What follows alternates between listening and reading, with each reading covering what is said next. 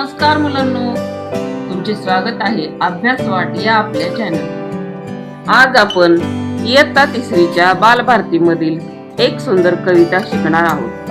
त्या कवितेचे नाव आहे रानवेडी। मुलांनो, तुम्ही कधी जंगल पाहिलं आहे का?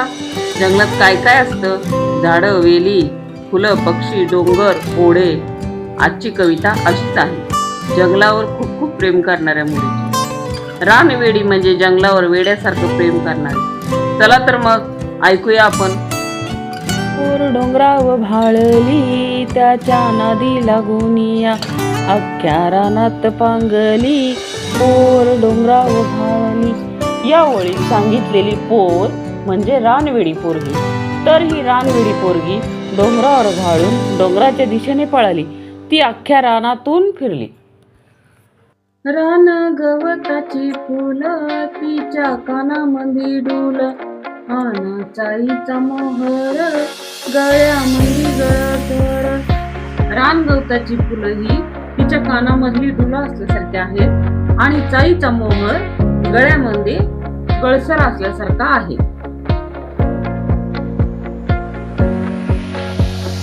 अहो टणटणी फुलली तिच्या नाकामध्ये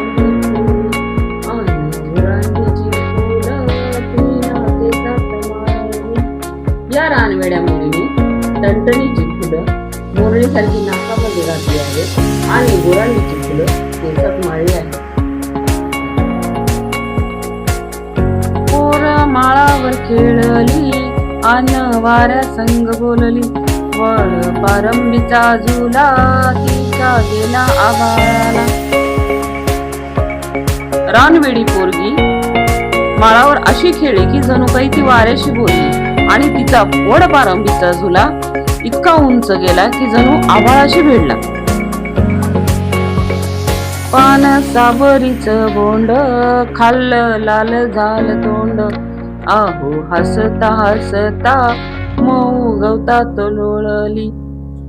यामध्ये रानवेडीने पान सावरीचं बोंड खाल्लं आणि त्याचं तोंड लाल झालं आणि हसत हसत ती मऊ गवतात लोळली।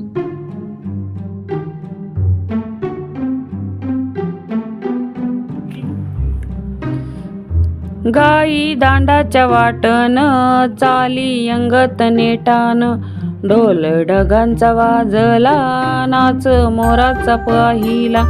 गाई हांबरत दांडाच्या वाटेने यंगत निघाल्या आणि ढगांचा गडगडाट सुरू झाला आणि मोरांचा नाचही पाहिला। आली पाऊस पहाडी तवा गडदीक पळाली, पावसानं भिजवली तरी उन्हात वाळली। पावसाची सर आल्यामुळे रानवेडी डोंगरातील कपारीच्या दिशेने पळत सुटली। जाताना ती भिजली पण उन्हामुळे पुन्हा वाळली। तर आज आपण रानवेडी ही कविता समजून घेतली। तुम्हाला हा व्हिडिओ आवडला असेल तर लाईक, शेअर करा आणि आपल्या अभ्यास वाट या चॅनलला सबस्क्राईब करायला विसरू नका। पुन्हा भेटूया पुढच्या व्हिडिओमध्ये। तोपर्यंत आनंदाने चालत रहा। अभ्यास वाट।